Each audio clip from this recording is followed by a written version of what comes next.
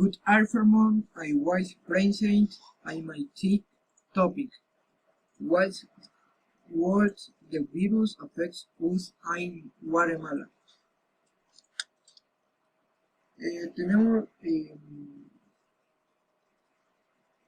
the virus affected many of the cases of the weed colds the longer. By continuing the practices of nice the because noting the code the be done I will see the effects on the layer and the scale and the everything the will did the book. We are working for new solution. Our phones and las clases online. For the public sector online education is materially impossible to implement the social community, the situation, our teacher and students. Provincia a lo largo de mayoría de front gain access to computer equipment optimize internet.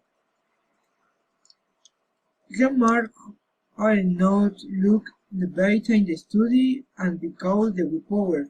Submitting the mornings in the wait and this date already the high vacancy I start studying.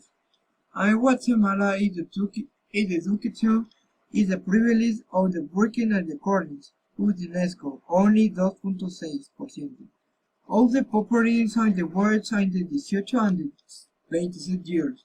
All the heights and the university students you warning the time. Thank you very much.